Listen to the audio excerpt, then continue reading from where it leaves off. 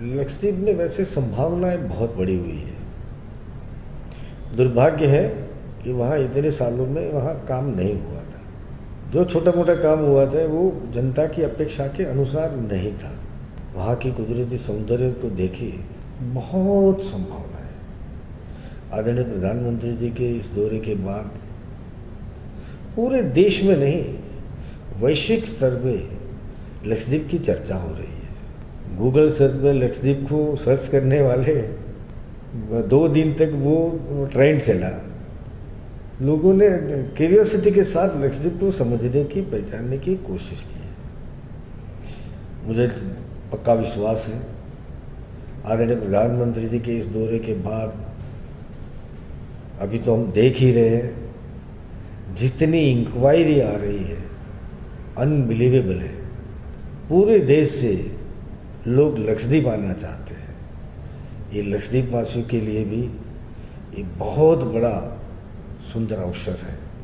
वहाँ रोजगार के अवसर भी बढ़ेंगे, उनकी पर कैपिटा इनकम में बढ़ोतरी होगी। छोटे छोटे सभी लोगों को कुछ ना कुछ काम जरूर मिलेगा। मैं आदरणीय प्रधानमंत्री जी का हृदय से अभिनंदन करता हूँ, धन्यवाद करता हूँ कि उनके सिर्फ इतने दौरे से पूरे लक्षद्वीप में अनबिलीवेबल चेंज होगा और वहाँ की इकोनॉमी को बहुत बड़ा बूस्ट मिलेगा। टूरिज्म को लेके अभी सुहेली और कड़मत दोनों जगह पे वाटर विला का काम अभी चालू हो गया है। वहाँ पे वैसे देखा जाए तो 200-250 कमरे नए वहाँ बनने जा रहे हैं। हमारे पास भी अभी इंफ्रास्ट्रक्चर है। इसके अलावा भी हम करीब करीब 1000 नए एकोमोडेशन की व्यवस्था खड़ी करने के लिए पूरी कोशिश कर रहे हैं।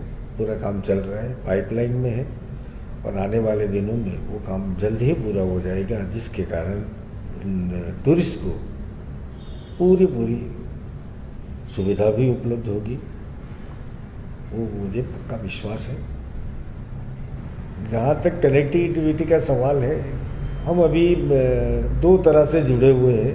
एक समुद्री मार्ग से जुड़े हुए हैं और हवाई मार्ग से जुड़े हुए। ये आपकी बात सही है कि टूरिस्ट की संख्या में बढ़ोतरी हुई है। हमने आदरणीय प्रधानमंत्री जी ने भी हमें मार्गदर्शन दिया है, सूचना दी है कि जल्द से जल्द टूरिस्ट को किसी प्रकार की तकलीफ न हो, सुविधा मिले। इसके लिए जो भी एयर सर्विस में बढ़ोतरी करनी है वो तुरंत ही उसमें कार्रवाई करे।